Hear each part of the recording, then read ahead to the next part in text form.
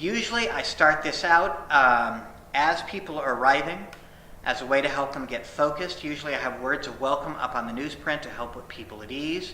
And I start this, people are often trickling in as I'm talking about this. That's fine, because usually their neighbor will catch them up.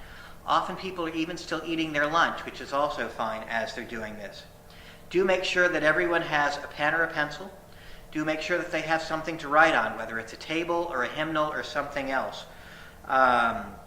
If you find that people have a lot of questions or want to argue, that may be a tip-off that the workshop is going to be a little more difficult and problematic.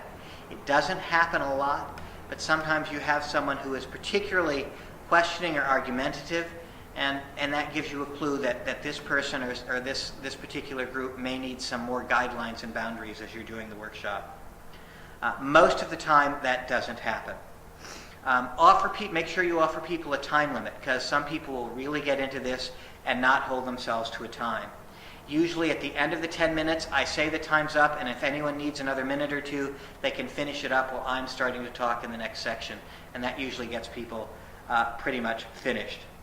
I try not to give way more information than what I presented in the video now, particularly around the particular areas, because sometimes that gives people too many ideas, and it brings in too many biases, because you will find that people will use the words you say and put them back down on the paper. So in some ways, less is more. Do remind them that this is anonymous and this will be collected, so that they don't feel like they will be been taken advantage of in some way later. You might want to tell them that this workshop has been done this way for over 400 times now, over the 20 years that this has been done, just to remind them that this is a process, that this has been done before, and this is nothing new. I often will remind congregations at some point during the workshop, sometimes now, sometimes later, that what they put into this workshop is what they will get out of it.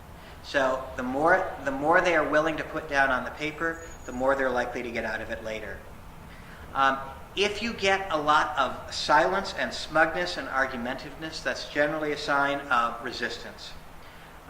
Sometimes people will ask if they can put theology under the under concerns. Usually if they ask this, I tell them this is a concern that is best left for the entire duration of the interim ministry and shouldn't be handled in just a 3-hour workshop. And it's a conversation they should talk about with their interim minister. When I've collected the sheets, I generally don't start looking at any of the sheets until I have at least the responses from at least 10 different people. And I'm generally shuffling them as I collect them, so that people have a sense that these really are anonymous and I'm not going to remember who wrote what. The quiz is there basically to get them thinking. They should be answered throughout the course of the workshop.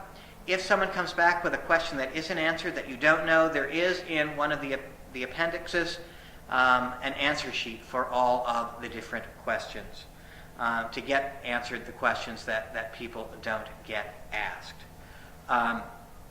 Generally, people are very cooperative here and willing to do it. If people are particularly late, I allow them to do what they can, but sometimes if they're coming in at the very end, I don't ask them to do it.